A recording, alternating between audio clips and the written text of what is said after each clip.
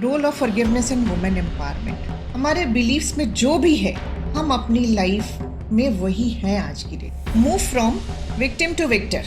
अनफॉरगिवनेस keeps you in a victim mode. Heart related आज issues इसलिए बढ़ रहे हैं क्योंकि बहुत ज़्यादा हम लोग अनफॉरगिवनेस में रहते हैं। हमारा इम्यून सिस्टम ये वीकन कर रहे हैं। मैं एक ही चीज़ कहती हूँ, time does not heal any wound, it just covers it with a scar. If you want to check your strength, see your ability to forgive. Love you, thank you, bless you. सभी divine souls को। मेरा जो आज का topic है, मैंने जैसा कि आप लोगों ने देखा होगा कि role of forgiveness in women empowerment कि क्या है वुमेन एम्पावरमेंट। वुमेन एम्पावरमेंट का बिल्कुल सही कहा, दोनों लोगों ने कहा कि एक तरह से अगर इसकी कोर की बात की जाए तो कोर ये है कि स्ट्रेंथन होना, हम अपने आप को ताकतवर बनाना, चाहे वो फाइनेंशियली हो, चाहे वो मेंटली हो, चाहे वो फिजिकली हो, चाहे वो इकोनॉमिकली हो या सोशल वाइज हो। मतलब हम स्टैंड कर सके। मतलब बात अगर कोर की जाए तो दैट इज ओनली स्ट्रेंथ। मतलब हमें ताकतवर होना, चाहे वो फाइनेंशियली हो, चाहे इकोनॉमिकली या स्टेटस वाइज हो।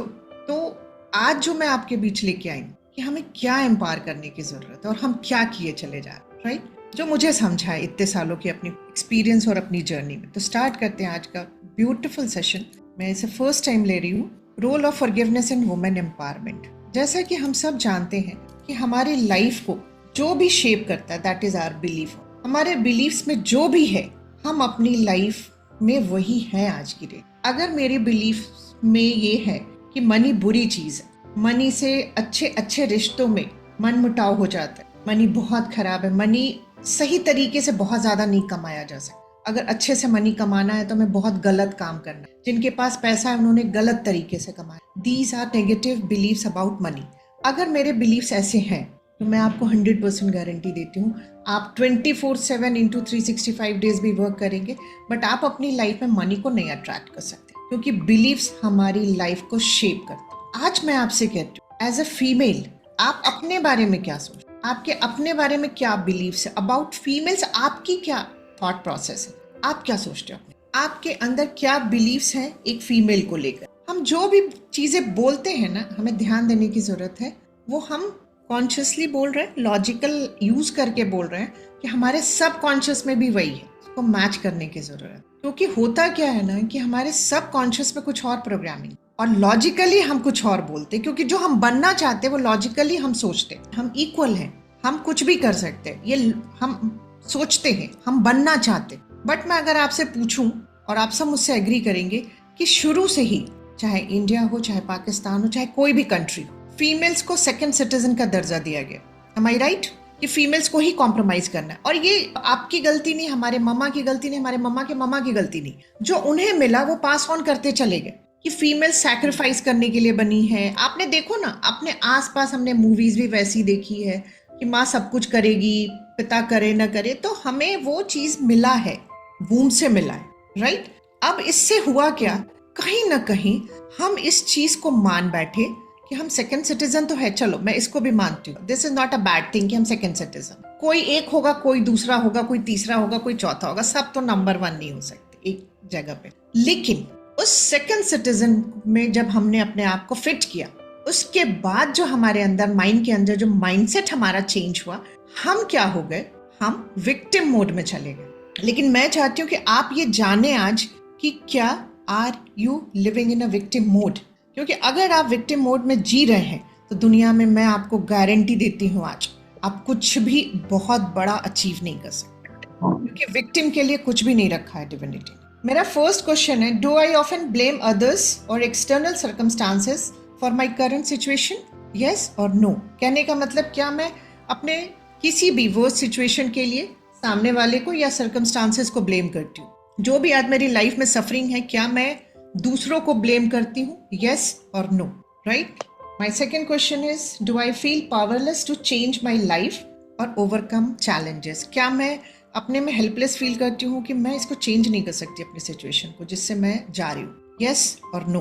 माई third question is, am I constantly seeking validation और sympathy from others for my struggles. क्या मैं पूरे टाइम जो भी मैं सफरिंग मेरी लाइफ में चल रही है, मैं सोचती हूँ शायद मम्मा को बताऊँ, मम्मा बोलेगी सच में बेटा तू कितना झेल रही है, तू बड़ी हिम्मती है, क्या इस तरह के मेरे अंदर चलता है कि मैं अपने फ्रेंड से शेयर करूँ मेरी लाइफ में क्या चल रहा है?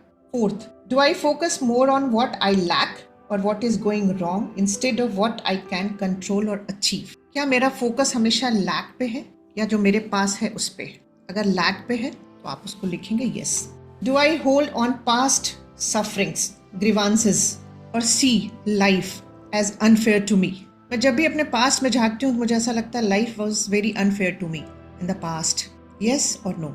मेरे लिए किसी को फॉरगिव करना, स्पेशली उनको जिन्होंने मुझे बहुत हर्ट किया है, जिनसे मेरा बहुत ज़्यादा पेन अटैच्ड है, उनको फॉरगिव करने में क्या मुझे मुश्किल आती है? मुझे दिक्कत होती है उनको फॉरगिव करने में? मैं माफ़ नहीं कर पा रही हूँ? यस और no? Am I waiting for someone or something to rescue me from my problems? क्या मैं हमेशा वेट करती हूँ कि शायद कोई आएगा मुझे इस प्रॉब्लम से निकालेगा? भगवान ही आ जाएंगे किसी दिन मेरी प्रार्थना सुन करके. कोई ना कोई तो आएगा मसीहा बन के जो मुझे मेरी प्रॉब्लम से निकालेगा. अगर आपको लगता है कि ऐसा कभी होगा तो उसके बारे में लिखें कि अगर आपको ऐसा लगता है यस डेफिनेटली मुझे लगता है कोई तो मुझे निकालो इस पेन से, इस सफरिंग से. यस और no? Do I avoid taking risk और trying new things due to fear of failure और रिजेक्शन? क्या मैं अपने कंफर्ट जोन से बाहर निकलने की कोशिश करती हूँ? जैसे मैं इसको एक एग्जाम्पल से समझाती हूँ. जैसे मुझे इतना पता है कि मेरे घर में जितने भी बड़े लोग हैं, अगर वो कुछ गलत कर रहे हैं, मेरे साथ कर रहे हैं या मेरे बच्चों के साथ कर रहे हैं, अगर मैं स्टैंड लेती हूँ तो वो सब एक साथ चिल्लाएंगे, गुस्सा करेंगे मेरे ऊपर और कुछ भी हो सकता है. और अगर सिर्फ मैं चुप रह जाती हूँ, मुझे 4 बात ही तो बोल रहे हैं, मेरे बच्चों को 4 बात ही तो बोल रहे हैं, वो बहुत छोटे नन्हे बच्चे, और मैं सोचती हूँ कि नहीं, घर का पीस मेंटेन करना ज़्यादा इंपॉर्टेंट है, जो बोल रहा है उनको बोल रहे. ये है मेरा कंफर्ट जोन, क्योंकि वो जो बोल रहे हैं ना, वो मेरे 4 साल 5 साल 6 साल 8 साल 30 साल के भी बच्चे हैं, उनकी लाइफ में कितना बड़ा ट्रॉमा ऐड हो रहा है जिसकी हीलिंग मैं और आप कर भी नहीं पाएंगे आगे जाकर. बट हम पोलाइटली उनको कह सकते हैं प्लीज ऐसे शब्दों का प्रयोग नहीं करेंगे क्योंकि बच्चों को इससे हर्ट हो सकता है. लेकिन मुझे पता है, मैं फियर में हूँ कि अगर मैंने स्टैंड लिया अपने बच्चों के लिए या खुद के लिए तो इस घर का पीस डिस्टर्ब हो सकता है और इस घर में भूचाल आ सकता है. तो मैं चुप रहना पसंद करूंगी. This is my comfort zone. मैं रिस्क नहीं लूंगी किसी भी तरह का उस सिचुएशन को चेंज करने. तो ये है कि do I avoid taking risk और trying new things due to fear of failure और रिजेक्शन. ये मैक्सिमम लोगों का यस आएगा क्योंकि हम पीस लविंग होते हैं, क्योंकि we all are divine soul. Peace loving होने की वजह से क्या होता है ना, हम अपने एक कंफर्ट जोन में जीने के आदी हो जाते हैं और वो हमें बहुत हद तक विक्टिम मोड में लेकर के चला जाए. Do I frequently tell myself this is just the way things are और I can't do anything about it? Right? इसका भी yes or no. This is a very good question. Am I resistant to feedback or suggestions for improvement, believing they won't help? Do I compare my struggles to others and feel that my pain is worse or unique? आपको हमेशा लगता है ना यार, हम ही इतने घर में एक जैसे हम सब बहने हैं, बट दीदी की लाइफ कितनी अच्छी है, मेरी लाइफ में कितने सारे चैलेंजेस हैं. Do I feel overwhelmed by my emotions and let them dictate my actions or inactions? क्या मैं अपने इमोशंस से हार जाती हूँ? मेरा इमोशंस मेरे पे हावी हो जाता है सिचुएशंस में? यस और नो? मतलब कि इमोशंस मुझे कंट्रोल करना शुरू कर देता है, मैं अपने इमोशंस को नहीं कंट्रोल कर पाती. And last, do I focus more on the obstacles than the opportunities in any given situation? Yes और नो? अब आपको देखना है कि अगर इन सारे क्वेश्चंस में आपने 5 आंसर्स में यस लिखा है, then you are playing a victim card in your life. Count कर लीजिए. इफ 5, मैं 5 ज्यादा ही बता रही हूँ. इफ 5 यस आपने लिखा है, दिस शोज कि you are playing a victim card in your life. और बहुत खूबसूरती से हम बड़ी मेहनत करके अपने हेल का रास्ता खुद तैयार कर रहे हैं. मैं आगे इसको साबित करूंगी कैसे. Right? Belief shapes our life. हमारे बिलीफ में है कि हम विक्टिम हैं, जैसे मैक्सिमम लोगों ने लिखा है. तो मेरा जो आपको बताने का पर्पस ये है कि अगर बिलीफ जो है हमारे लाइफ को शेप करती है, तो कहीं ना कहीं हमारे बिलीफ्स की वजह से हम विक्टिम बन चुके हैं. और अगर मेरी बिलीफ्स में है कि मैं विक्टिम हूं, तो हर इंसान मेरे साथ वही बिहेव करेगा जो हम नहीं चाहते हैं मेरे साथ. राइट? तो आज से सबसे पहले हमें क्या करना है ना, हमें अपने को शिफ्ट करना है. विक्टिम मोड से विक्टर की तरफ जाना है. हम ये अननोइंगली चले गए हैं, बट आज जानने के बाद सबसे पहले हम ये शिफ्ट लाएंगे अपनी लाइफ में. इन सारे क्वेश्चंस को बार बार पढ़ेंगे और उसका आंसर सही ढूंढेंगे, जिससे कि हम अब एक शिफ्ट अपनी लाइफ में ला सके. क्योंकि अगर मैं मानती हूं मैं विक्टिम हूं, तो उसका मतलब I am not worthy. If I am not worthy, तो मेरी लाइफ में ना health, wealth, happiness, success, peace कुछ भी डिजर्व नहीं करता. मेरा माइंड जानता है she is not worthy. If she is not worthy तो she doesn't deserve anything good in her life. फिर इसके लिए क्यों मैं इतनी मेहनत करूंगा? तो आज हम क्या कर रहे हैं कि हमें एम्पावरमेंट की बात हम करते कि मुझे इक्वालिटी चाहिए मेल के, हमें उनके बराबर होना है। लेकिन आज आपको एक फैक्ट बताती हूँ मेडिकल, हम मेल से सुपीरियर है। XX chromosomes are stronger than XY chromosomes. मैं सॉरी जितने भी भाई लोग हैं मेरे यहाँ, मुझे माफ करिएगा, मेरा इरादा आप लोगों को सुपीरियर और ये इंफीरियर बताने का कहीं से नहीं है। मैं बस अपनी बहनों को ये बता रही हूँ कि हम दोनों पूरक हैं एक दूसरे के। आपके बिना हम अधूरे, हमारे बिना आप अधूरे हैं। हम दोनों ही एक सिक्के के वो पहलू हैं जो अलग हो गए तो कुछ नहीं कर सकते। बट कहीं ना कहीं मैं आजकल बहुत ज्यादा गर्ल्स को, फीमेल्स को एम्पावरमेंट की बात करती हूँ तो मैं सोचती हूँ कि किस चीज की लड़ाई हम लड़ रहे हैं? हमारी लड़ाई उनसे है ही नहीं जिनसे हम लड़ रहे हैं। और आज जो रिलेशनशिप खराब हो रहा है ना, क्यों? क्योंकि एक जगह हम 100 लेडीज बैठ के वुमेन एम्पावरमेंट की बात कर रहे हैं, हम अपने हक के लिए लड़ेंगे। वो लड़ने वाले ये जो सारे वर्ड्स हम यूज कर रहे हैं ना, वो लड़ाई हम घर में आके अपने हस्बैंड से लड़ रहे हैं, अपने भाइयों से लड़ रहे हैं। इस चीज को समझाने का जो मेरा पर्पस था ना, कि आप क्या सोच रहे हैं, हम अपनी हक की लड़ाई लड़ रहे हैं। मन को ये नहीं समझ आ रहा है कि आप घर के बाहर लड़ेंगे, आप घर के अंदर आके नहीं लड़ना है आपको। मन को ये डिफरेंस नहीं आता है। आप जिन शब्दों को बार बार प्रयोग करेंगे, आप हर रिश्ते में वो चीज करेंगे। तो जो मेरा बताने का जो पर्पस ये कि सबसे पहले मैं आज आपको बता दूं कि XX chromosomes are stronger than XY chromosomes. हम लोग कहते हैं अगर कम वेट के बच्चा इस दुनिया में आता है, अगर लड़का है लड़की है, ट्विंस है मान लीजिए, लड़की का वेट 900 ग्राम है और लड़का 1.2 है, तो भी हम कहेंगे लड़की बच जाएगी, और बच जाती है। लड़का के जाने के चांसेस ज्यादा रहते हैं, राइट? तो जो एम्पावरमेंट की हम बात कर रहे हैं ना, एम्पावरमेंट अगर हमें चाहिए, हम अपने को ताकतवर बनाना है, तो सबसे पहले हम अपने बिलीव्स को चेंज करना हो कि हम विक्टिम नहीं हैं। और विक्टिमहुड में हम जी रहे हैं तो पहले तो आपको उस विक्टिमहुड से निकलना होगा। और जब तक आप वहां से निकलेंगे नहीं, आपको कुछ भी लाइफ में नहीं मिलेगा। आप कितना भी लड़ लो, भाइयों से, हस्बैंड से, जिनसे लड़ना है लड़ लो, पूरी दुनिया से लड़ लो, कुछ नहीं हाथ आना है। उनको समझना है हमें, राइट? तो आते हैं आगे, नेक्स्ट हम लोग आगे बढ़ते हैं। जैसा कि मैंने कहा, belief shapes our life, move from victim to victor. Victim card बहुत अच्छा होता है खेलने में, क्योंकि इसमें रिस्पॉन्सिबिलिटी नहीं होती है हमारी कुछ भी। सब हम दूसरों पे डाल देते हैं ब्लेम कि वो उसकी गलती है, उसने प्रॉब्लम सारी उससे प्रॉब्लम, और ये फ्री में मिलता है हमें, और मिला हुआ है, हम सब होल्ड कर रहे हैं इसको, बहुत अच्छे से संभाल के रखा, कैरी कर रहे हैं कि हम उसी फेज में हैं, राइट? मैं थोड़े से डिफरेंसेस लेके आई हूँ कि विक्टिम वर्सेस विक्टिम मेंटालिटी क्या होती है। Victim blame others, gets defensive, does not accept responsibility. जो विक्टिम माइंडसेट होगा जिनका, वो accept responsibility and own mistakes.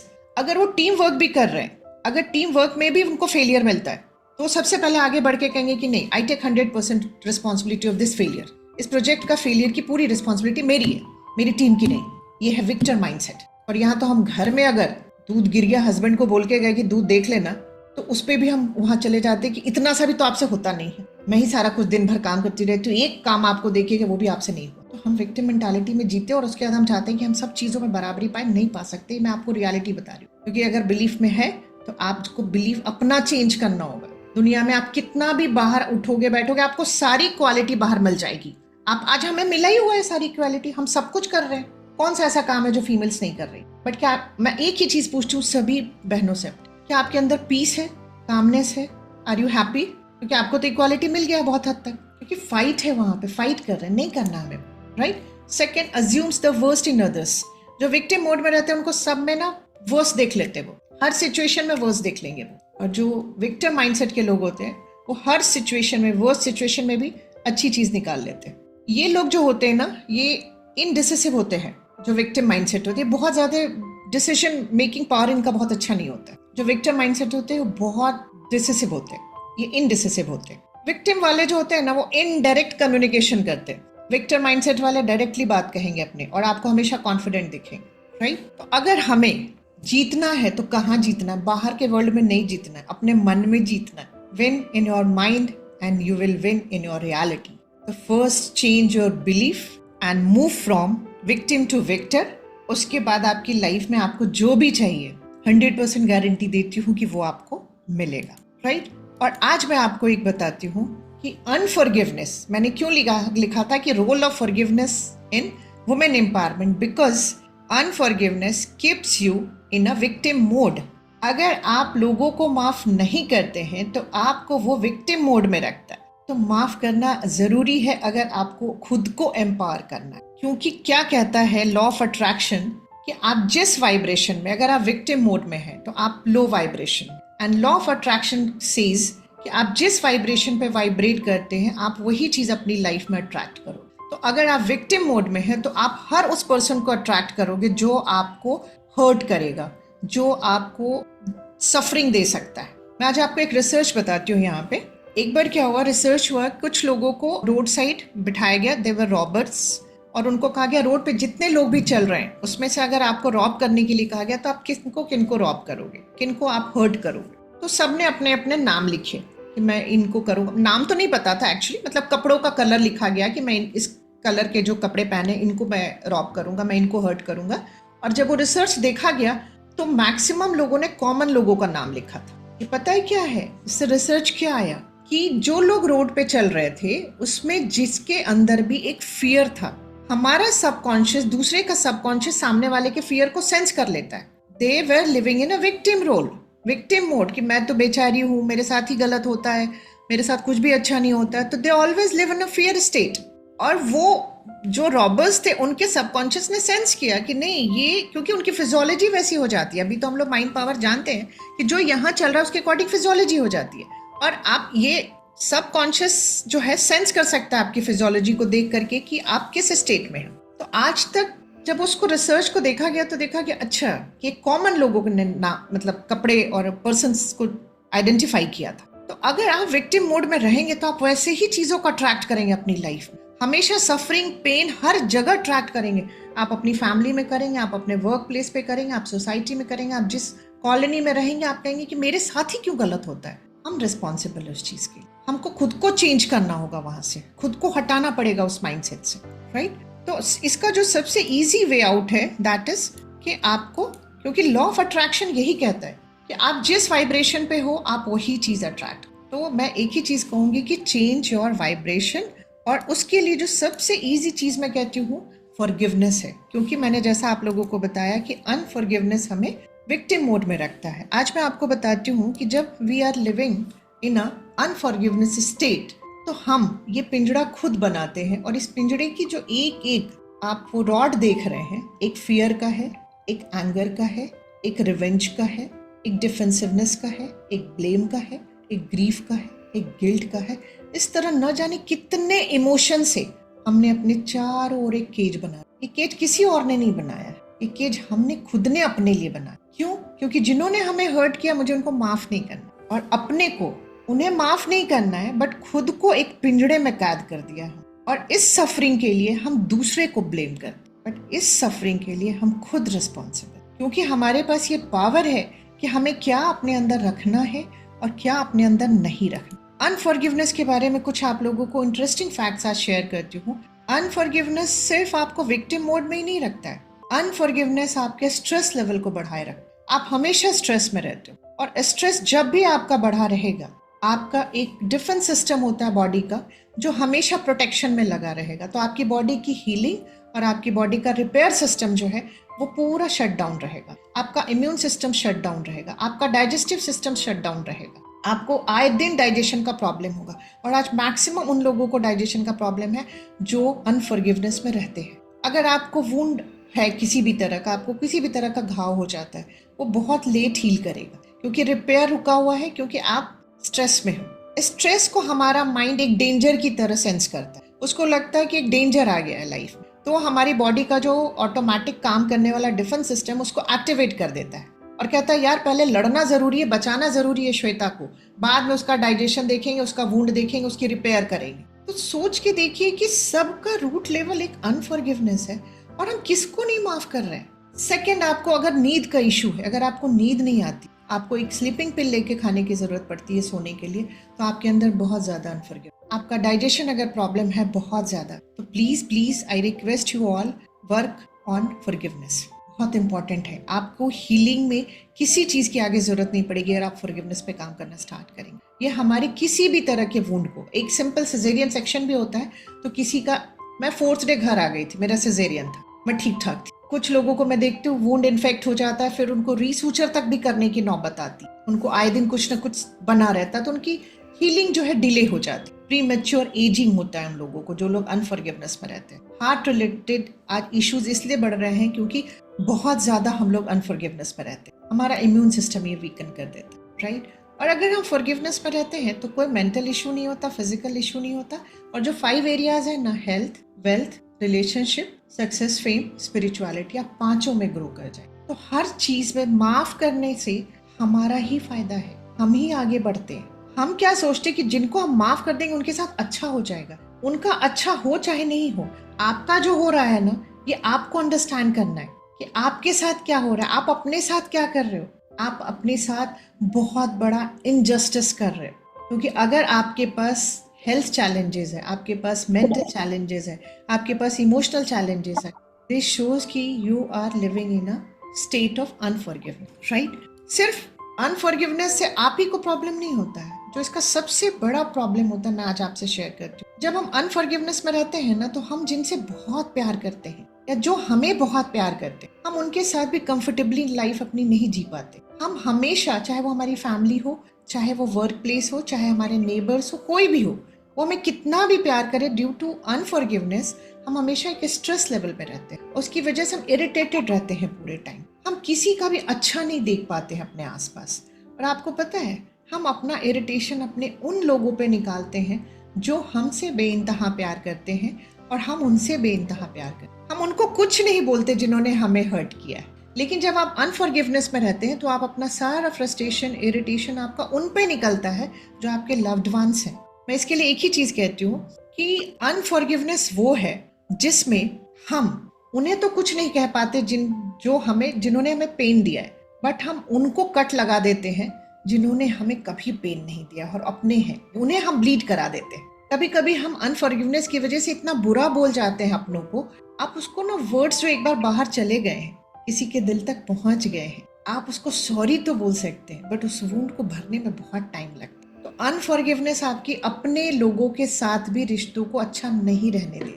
तो फॉरगिव अपने लिए करना है, हमें उन अपनों के लिए करना है जो हमसे बेइंतहा प्यार करते हैं, जिनसे हम बेइंतहा प्यार करते हैं, राइट। उसके बाद मैं कहूंगी कि फॉरगिवनेस इसलिए भी जरूरी है हमारी लाइफ में, क्योंकि अगर हम फॉरगिव नहीं करते तो हम अपनी लाइफ का कभी भी खूबसूरत पार्ट, किसी भी इवेंट में आप पॉजिटिव एस्पेक्ट नहीं देख, आपको हर जगह नेगेटिविटी दिखे। फिर आपके अंदर एक पाथवे बन जाएगा नेगेटिव प्रोग्राम का। फिर आप अपनी लाइफ में वही बिहेवियर करेंगे, वही एक्शन लेंगे, और आप वही चीजें अट्रैक्ट करेंगे, राइट। और आप पूरे टाइम एंगर, फियर और गिल्ट के इमोशंस में रहेंगे, और आप भी कुछ समय के बाद hurt people, hurt other people, फिर आप भी वही बन जाएंगे जिनसे आपको सबसे ज्यादा नफरत थी, जिन्होंने आपको हर्ट किया, तो फिर आप एग्जैक्टली सेम पर्सन बन जाएंगे जिनसे आप एक समय खुद बहुत नफरत किया करते। मैं एक ही चीज कहती हूँ, time does not heal any wound, it just covers it with a scar. Time किसी भी वुंड को भरता नहीं। ये हमने बचपन से सुना था कि समय के साथ हर घाव भर जाता, घाव नहीं भरता, उस पर एक स्कैब जमा हो जाता, थोड़ा अच्छा फील होने लगता। लेकिन जैसे ही कोई आता है, उस स्कैब को हटा देता, वो वुंड फिर से हरा भरा हो जाता। तो वो वुंड वो है जो अनफॉरगिवनेस का है। अगर आपको किसी भी घाव को भरना है तो आपको फॉरगिव करना होगा, तभी आप घाव को भर सकते। आज मैं आप लोगों को एक स्टोरी पहले यहाँ सुना, 2-3 चीजें बताऊंगी कि फॉरगिवनेस क्यों जरूरी है और हम क्यों नहीं फॉरगिव कर पाते लोगों। पहली चीज ये बताऊंगी कि हमें फॉरगिव करने में लोगों को प्रॉब्लम क्यों आती। फर्स्ट, सबसे पहली चीज, हमारा पेन हमें बार बार याद आता है कि यार इतना पेन मुझे मिला अपनी लाइफ में, हाउ कैन आई फॉरगिव हर और हिम, राइट। उसके बाद हम सोचते हैं, दूसरा पार्ट जो हमारा आता है, जब हमने सोचा कि जाने दो, मैं अपने पेन को भूल जाती हूँ, इतने सारे सेशंस फॉरगिवनेस पे कर रही हूँ, मैं फॉरगिव करूंगी जिन्होंने भी मुझे हर्ट किया। फिर आपका आता है लॉजिकल माइंड, ईगो माइंड, वो आपको याद दिलाता, श्वेता क्या बेवकूफी करने जा रही है, फिर से माफ करने की सोच रही है, फिर वो आके तेरे को हर्ट करे। मेरी बात समझिएगा इसको क्लियरली, कि जब आप एक मन बना लेते हैं कि नहीं, I want to forgive everyone, और आपको ये बताएगा कि नहीं, उसने तुम्हें बहुत तकलीफ दिया है, तुम फॉरगिव नहीं कर सकती उसको, और वो बहुत सारे आपकी मेमोरीज को बैक से उठा के आपको याद दिलाए, ठीक। उसके बाद क्या होता है लाइफ में हमारा, तीसरा जो हमारा रीजन होता है फॉरगिव नहीं कर पाने का, कि हमें बचपन से एक प्रोग्रामिंग मिली है ब्लेमिंग का। हमें ब्लेम करना जानबूझ के तो नहीं, लेकिन अननोइंगली हम सीख गए। जैसे मैं बताती हूँ कि हम बड़ों को छोड़ दीजिए, मतलब हम इंसानों की बात छोड़ दीजिए, अगर मैं दौड़ के जा रही हूँ, जैसे सपोज मान लीजिए कि एक 4 या 5 साल का बच्चा तेजी से दौड़ते हुए चला रहा है, और उसके ड्राइंग रूम में एक टेबल रखा है, वो चूंकि सामने देख के दौड़ रहा है, उसका ध्यान नहीं गया और टेबल से टकरा गया, गिर गया और वो रोने लगा। मान लीजिए मेरा ही बेटा है, मैं आऊंगी, मैं क्या कहूंगी, अरे अरे मेरा बच्चा गिर गया, उसको चोट लगे, चुप हो जाओ चुप हो जाओ। और हम लोग क्या करते हैं, हम लोगों के यहाँ तेज आवाज करते टेबल को, देखो देखो देखो देखो, जिसने आपको हर्ट किया हम उसे हर्ट कर रहे हैं, हम उसे मार रहे हैं। बच्चा उस आवाज से चुप होता है, हमें क्या लगता है चलो बच्चा चुप हो गया। और देखिए अब बच्चे के माइंड ने उसको लिया कैसे, उस पूरी सिचुएशन को बच्चे के माइंड ने उसको कैसे लिया।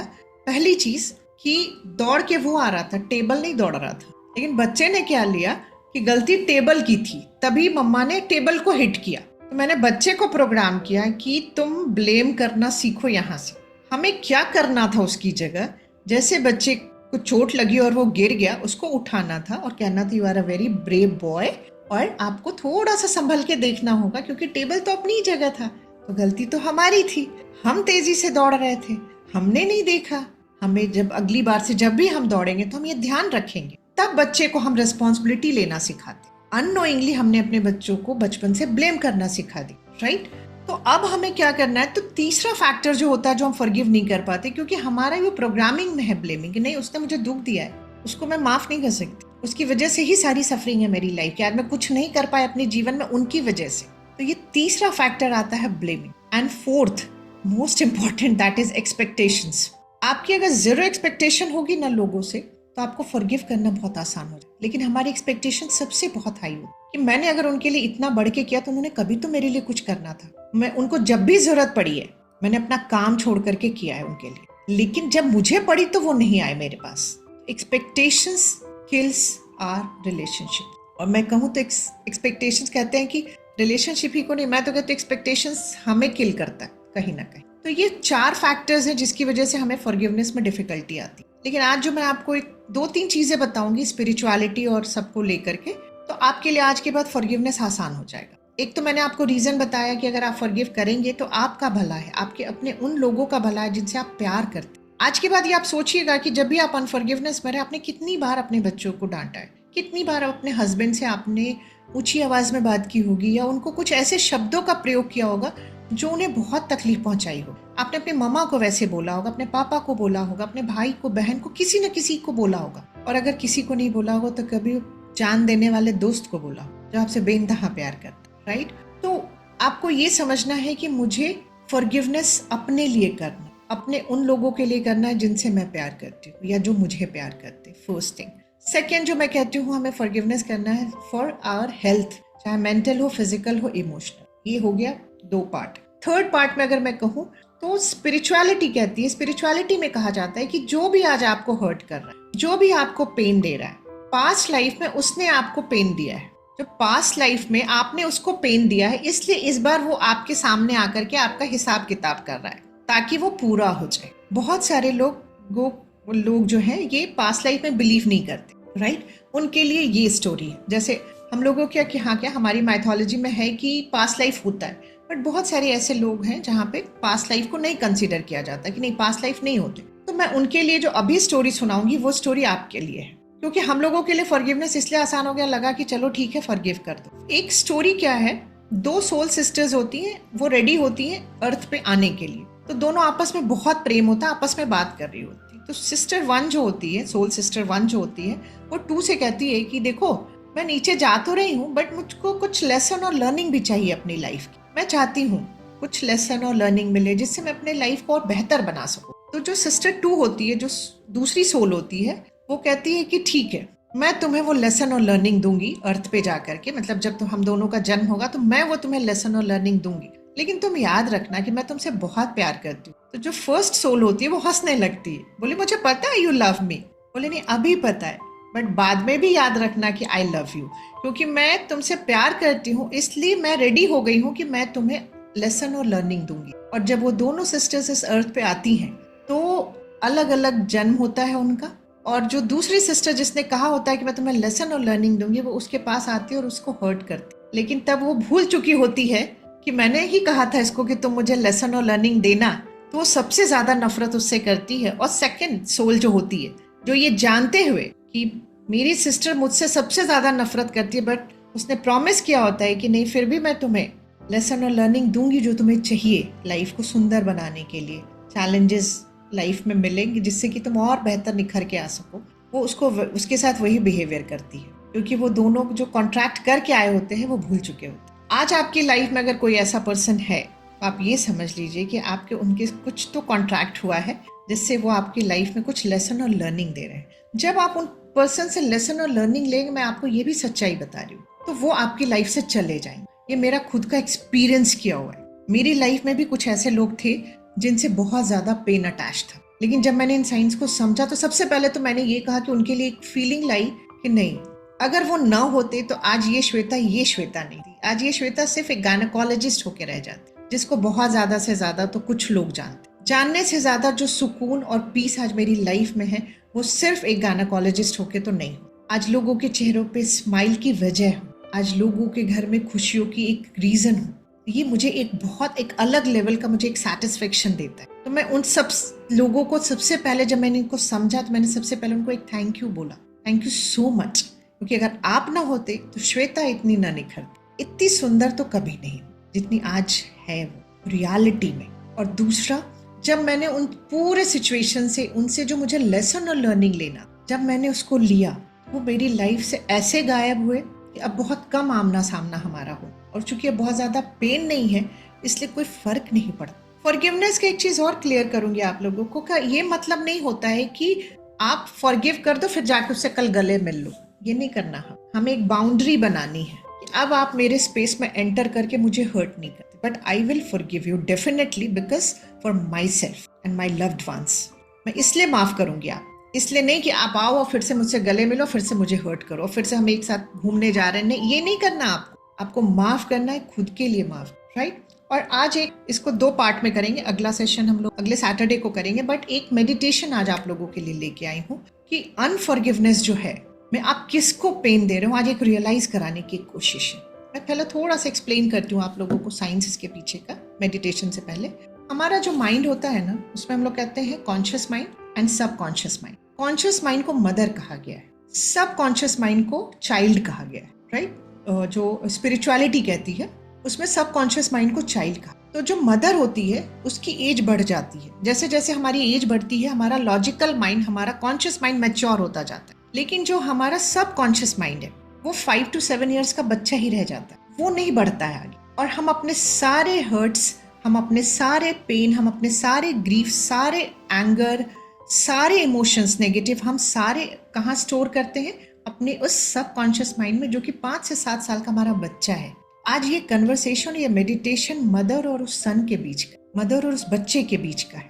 तो मैं आज आपको एक चीज बोलूंगी कि मदर में आप अपने को देखिएगा, जो भी मैं कमांड दूं, और उस बच्चे के रूप में आपको अपना बचपन देखना है। क्योंकि जब हम अनफॉरगिवनेस में रहते हैं तो हम किसको सबसे ज्यादा पेन दे रहे हैं, ये मेरा आज आप लोगों को एक एहसास कराने का पर्पस है। कोशिश करती हूँ ये मैं एहसास करा पाऊँ आप लोगों को कि किसको पेन दे रहे हैं इस अनफॉरगिवनेस की वजह से, उसमें रह करके, राइट।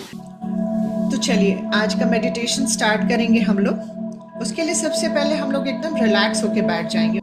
एकदम रिलैक्स होके बैठ जाओ और अपनी आंखें बंद कर लें और 5 बार गहरी सांस लेंगे। धीरे धीरे सांस को अंदर लेंगे और धीरे धीरे अपनी सांसों को बाहर छोड़ेंगे। Inhale exhale, inhale exhale. आज हम सब मिल करके अपने अंदर के एक हिस्से को, जिसे जानने की जरूरत है कि यह कैसे काम करता है, उसे हम सब कॉन्शियस माइंड कहते हैं। आज मैं आपको बताने जा रही हूँ कि वह सृष्टि का सबसे महत्वपूर्ण रिश्ता है, आपके किसी भी अन्य रिश्ते से भी अधिक महत्वपूर्ण है। अब मैं आपको सृष्टि के सबसे महत्वपूर्ण रिश्ते के बारे में बताने जा रही हूँ, जो चेतन मन और अवचेतन मन के बीच में है, या कॉन्शियस और सब कॉन्शियस माइंड के बीच में है, या हम ऐसा भी कह सकते हैं कि यह एक माँ और बच्चे के बीच में है। माँ चेतन मन है, कॉन्शियस माइंड है, जिसके पास विकल्प है कि वह या तो अपने बच्चे की अच्छे से देखभाल करे या उसे अनदेखा भी कर सकती है। यह वो बच्चा है जिसके पास सृष्टि से लेकर अब तक की सारी यादें हैं और वो बहुत बोझिल है, बहुत थका हुआ है। इसलिए आज हम सब अपने उस नन्हे बच्चे को अपने सामने देखने की कोशिश करते हैं। इसलिए यदि आज आपको पेन है तो यह वह बच्चा है जो आपका खुद का बचपन है, जो पेन का अनुभव कर रहा है। वह बच्चा पेन में है, बहुत पेन में है, इसलिए आपको भी पेन का अनुभव हो रहा है। इसलिए हम चाहते हैं कि यह रिश्ता माँ और बच्चे का सफल हो। तो पहली चीज जो आप करना चाहते हैं वह यह अपने बच्चे से कहें कि आज सृष्टि में पहली बार मैं अपने अंदर आपकी उपस्थिति को स्वीकार कर रही हूँ। मैं महसूस कर पा रही हूँ आपकी प्रेजेंस को अपने अंदर, अपने एक नन्हे रूप में। मुझे पता है मेरे अंदर आप एक बच्चे के रूप में हैं और मैं आज आपसे बात कर रही हूँ और मैं आपसे कहती हूँ कि अब पहली बार मुझे यह पता चला है कि आप मेरा ही हिस्सा है। मैं आपसे बहुत प्रेम करती हूँ।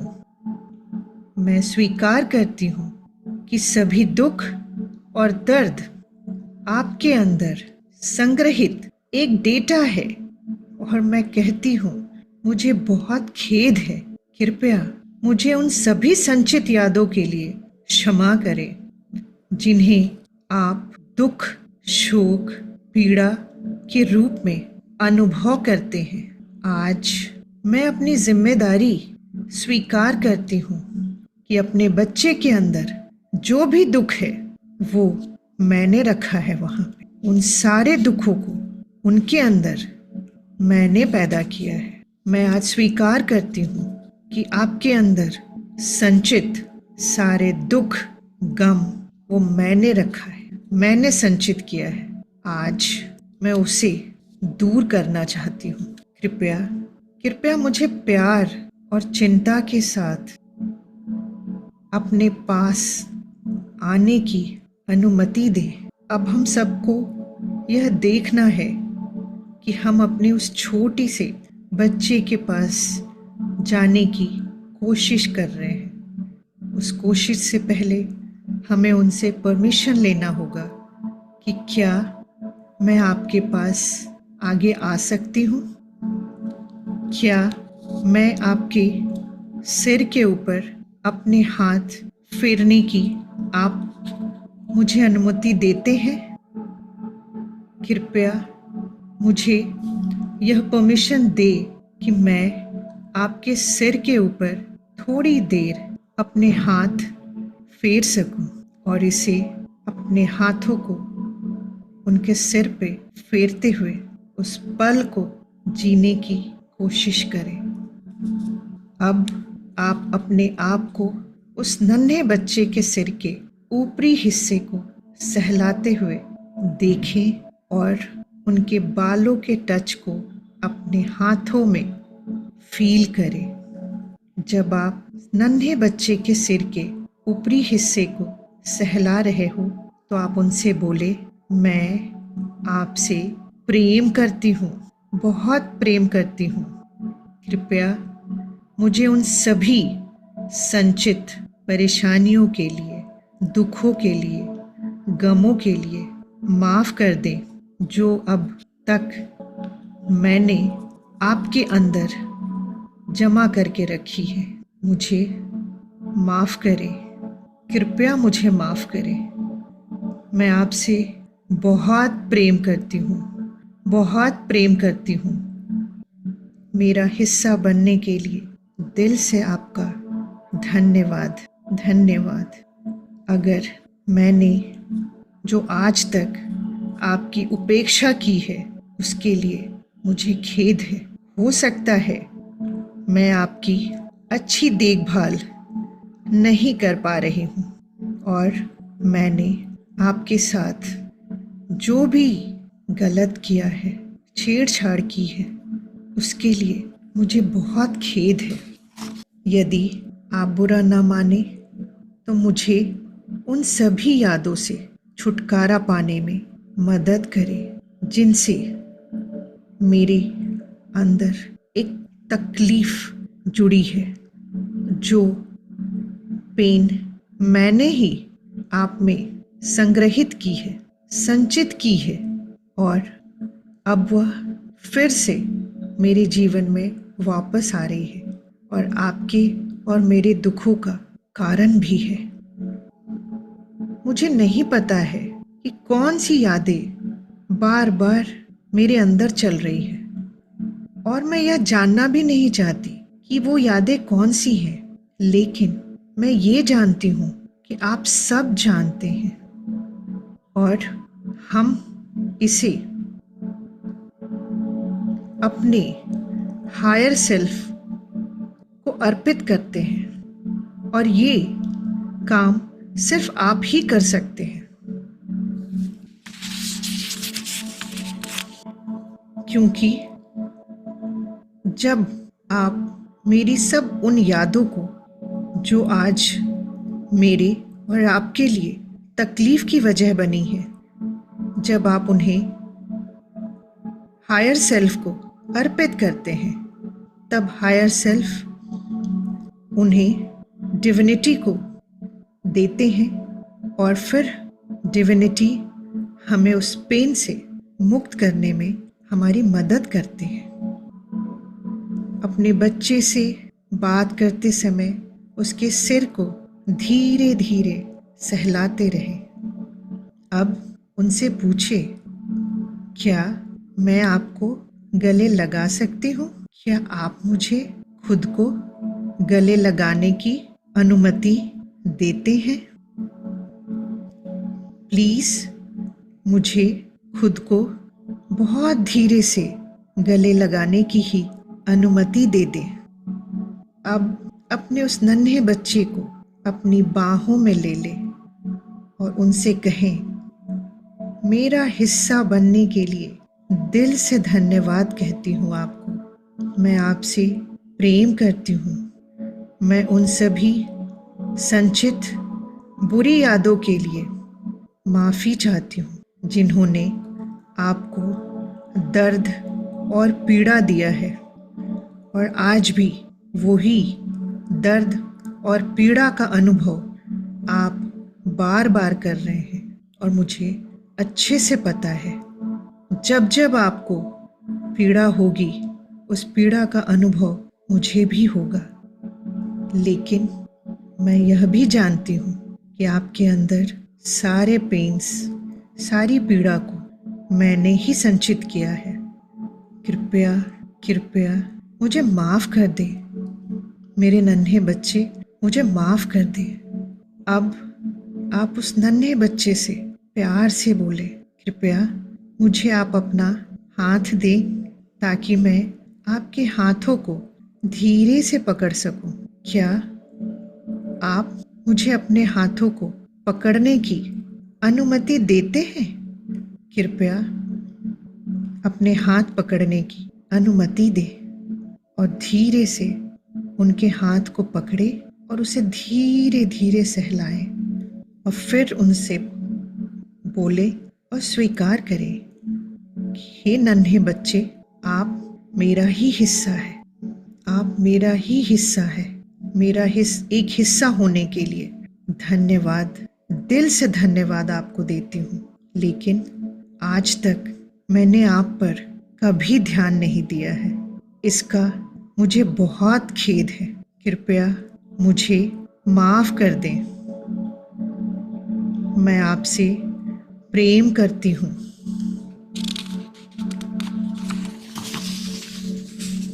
और अब आप उस बच्चे से उनका दूसरा हाथ पकड़ने की अनुमति मांगे। कृपया आप अपना दूसरा हाथ पकड़ने की अनुमति दें मुझे। फिर आप उनके दूसरे हाथ तक पहुँचे, उसे धीरे से पकड़े और प्यार से सहलाएं।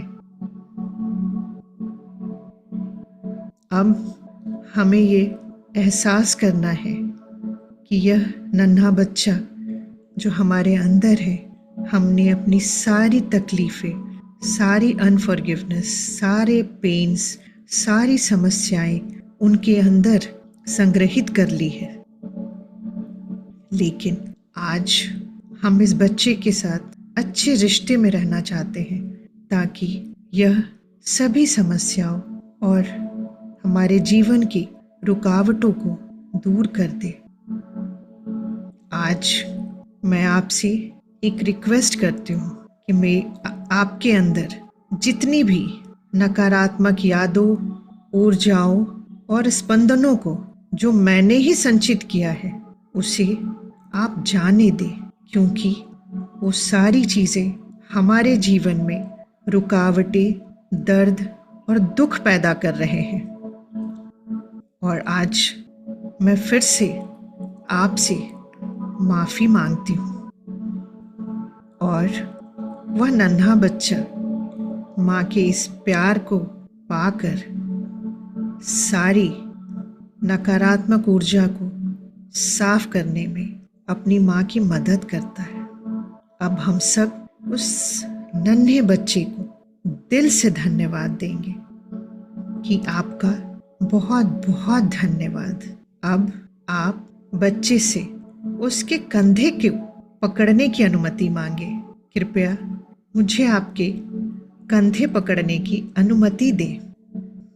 जब आप उनके कंधों तक पहुंचते हैं फिर उनसे बोले, मैं आपसे बहुत प्रेम करती हूँ, बहुत प्रेम करती हूँ। धन्यवाद, धन्यवाद मेरा इतना सुंदर हिस्सा बनने के लिए।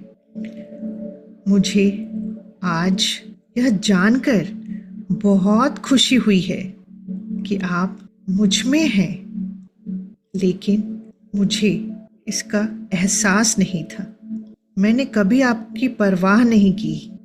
आप समय के शुरुआत से ही मुझ में थे, लेकिन मैंने कभी आपका ध्यान नहीं दिया। कृपया इन सब चीज़ों के लिए मुझे माफ़ कर दीजिए कि मैंने आज तक आपको नज़रअंदाज किया है और आज तक करती आ रही हूँ। आपकी परवाह नहीं कर रही हूँ, दर्द और दुख आपको पहुँचा रही हूँ। मुझे खेद है, मुझे माफ़ कर दे। मैं आपसे बहुत प्रेम करती हूँ, बहुत प्रेम करती हूँ। मेरा हिस्सा बनने के लिए बहुत धन्यवाद, धन्यवाद। कृपया मुझे अपने कंधे पकड़ने की अनुमति दे। मुझे आपको असीमित प्यार देने की अनुमति दे। मैं आपको बहुत प्यार देना चाहती हूँ। अब आप उस नन्हे बच्चे की आंखों में देखते हैं और कहते हैं, मैंने आपको आज तक नज़रअंदाज कर दिया है। मैंने आपको बहुत दुख और दर्द दिया है, क्योंकि मुझे जिन लोगों ने जो भी भला बुरा बोला, मैंने सब वो आपके अंदर संचित कर दिया और आपकी दुख दिया। आपके दुख की वजह मैं हूँ। लेकिन आज आपका एहसास होने के बाद मैं आपसे माफ़ी मांगती हूँ। मुझे खेद है कि मैंने ये अनजाने में किया है, लेकिन मैं आपसे बहुत प्रेम करती हूँ, बहुत प्रेम करती हूँ। और इन सभी नकारात्मक यादों को दूर करने में मदद करने के लिए मैं आज आपको दिल से धन्यवाद देती हूँ। धन्यवाद, धन्यवाद, ताकि आप और मैं इन नकारात्मक यादों से मुक्त हो सके, क्योंकि आप और मैं दिव्यता और हायर सेल्फ के साथ हाथ मिलाकर चल सके। मैं आपसे बहुत प्रेम करती हूँ। मैं आपसे बहुत प्रेम करती हूँ। आज मैं आपसे यह वादा करती हूँ कि मैं आज के बाद से कोई भी ऐसे नकारात्मक चीज़ों को आपके अंदर संग्रहित नहीं करूँगी। आज से मैं सबको माफ़ करती हूँ, माफ़ करती हूँ और आप मुझे माफ़ कर दें। मैं आपसे बहुत प्रेम करती हूँ, बहुत प्रेम करती हूँ, असीमित प्रेम करती हूँ। और आपसे वादा करती हूँ आज के बाद आपको मेरी वजह से कोई तकलीफ नहीं हो। ये वादा है मेरा मेरे बच्चे से। Love you, thank you and bless you. मेरा बस एक ही सवाल है, क्या इसके बावजूद फॉरगिवनेस डिफिकल्ट होगा आपके लिए? शायद नहीं होना चाहिए, क्योंकि अनफॉरगिवनेस की वजह से हम अपनी उस नन्ही जान को तकलीफ दे रहे हैं जो हमारे लिए सब कुछ करने के लिए रेडी रहे। राइट, फील हुआ अपने बचपन को देख पाए हम, क्योंकि ये बहुत खूबसूरत है। तो जब मुझे फर्स्ट टाइम मंगेश सर ने ये कराया था, आपको पता है मैंने जो छोटी श्वेता देखा था, उसने मुझे, जब हम उनसे परमिशन मांगते कि आप मुझे अपने पास आने देंगे, आप मुझे अपने सिर पे हाथ रखने देंगे, तो वो भाग गई। वो मतलब उसने मुझे टच नहीं करने दिया। उससे मुझे ये समझ में आया कि उसको कितना पेन है मेरे से, कि उसको लगा नहीं तुम मेरी नहीं हो सकती। क्योंकि जब वो छोटी थी, जब मैं भी छोटी थी, जब हम दोनों ही 5 साल के थे, तो मैं उसको प्रोटेक्ट नहीं कर पाई। लेकिन जैसे जैसे मैं बड़ी होती गई, उसकी उम्मीद बनती गई कि मैं छोटी रह गई बट श्वेता तो बड़ी हो रही है, वो मुझे अब प्रोटेक्ट करेगी। अब मेरे अंदर कुछ भी ग्रीवांसेस, पेन, हर्ट्स, अनफॉरगिवनेस नहीं रखेगी। हम तो रखते चले गए, जितने बड़े होते गए उतना रखते चले गए। इसको नहीं माफ करेंगे, उसको माफ नहीं करेंगे। सजा किसको दे रहे हैं? अपनी उस नन्ही जान को। फिर धीरे धीरे जैसे मैंने फॉरगिवनेस पे काम किया, मैंने बहुत टाइम तक मैंने ये मेडिटेशन नहीं किया। फिर मैंने कहा मैं फॉरगिवनेस पे काम करूंगी, फिर उसको गले लगाऊंगी, तब उससे परमिशन मांगूंगी। और विश्वास करिए अब वो गले लगती है। अब तो आंख बंद करते डिविनिटी का चेहरा में वही चेहरा आता है। तो प्लीज माफ करिए लोगों को, अपने लिए, अपनी उस नन्ही सुरेखा के लिए, नन्हे सुनील के लिए, नन्ही अनुष्का के लिए, नन्ही फातिमा के लिए, नन्हे शकील भाई के लिए। हम उनको तकलीफ दे रहे हैं जो हमारा अपना एक अंश है, जो हमारे लिए कुछ भी करने को तैयार है। उसको पता है क्या चाहिए? जो मम्मा है, जो लॉजिक माइंड है, कॉन्शियस माइंड से सब कॉन्शियस माइंड एक ही चीज चाहता है, आप मेरी तरफ देखो तो सही, मेरा यकीन तो करो, मैं आपके लिए कुछ भी कर सकता हूँ। मैं और हायर सेल्फ को फादर कहा गया है, गार्डियन स्पिरिट कहा गया है, कि मैं और पापा आपकी तरफ देखते रहते हैं मम्मा। लॉजिकल माइंड को बोलते हैं वो, कॉन्शियस माइंड को कहते हैं। लेकिन आपका तो ध्यान दूसरों की चीजों में लगा हुआ है, आप तो हमारी तरफ ध्यान ही नहीं देते। आज जब भी आपको दर्द महसूस हो ना, जब भी आप बुरा फील कर रहे हो ना, जब भी आपको गुस्सा आ रहा है ना, आप समझो आप उस नन्ही जान गुस्से में, वो नन्ही जान पेन में है। आप सोच के देखिएगा। आज जो वुमेन एम्पावरमेंट की बात मैं कह रही हूँ, पहले अपने अंदर के तो उस बच्चे को एम्पावर करो। माँ तो अपने बच्चे की तकदीर लिख लेती जैसी चाहेगी। आग लिखो तो पहले तकदीर में अपने बच्चे की तकदीर तो पहले अच्छी लिखो, फिर एम्पावरमेंट की बात और बराबरी की बात बाद में। राइट, और अपनी ताकत अगर देखनी है ना कि मैं कितनी ताकतवर हूँ, उसके साथ ही आज का सेशन हम एंड करेंगे। मैं हमेशा कहती हूँ कि अगर आपको अपनी ताकत देखनी है, you want to check your strength, if you want to check your strength, see your ability to forgive. जो जितना ताकतवर है वो उतनी जल्दी फॉरगिव कर। अनफॉरगिवनेस वीकनेस की निशानी है। Love you, thank you and bless you.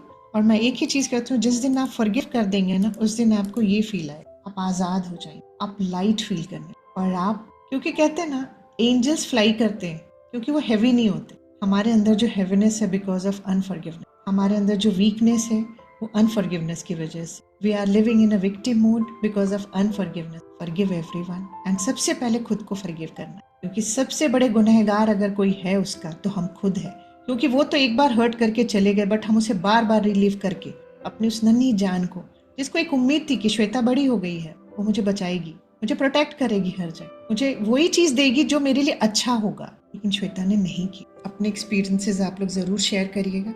और अगर किसी की लाइफ में भी अगर लगता है कि वो फॉरगिवनेस कर पाएंगे, मेरा सेशन ये सफल। Love you, thank you, bless you.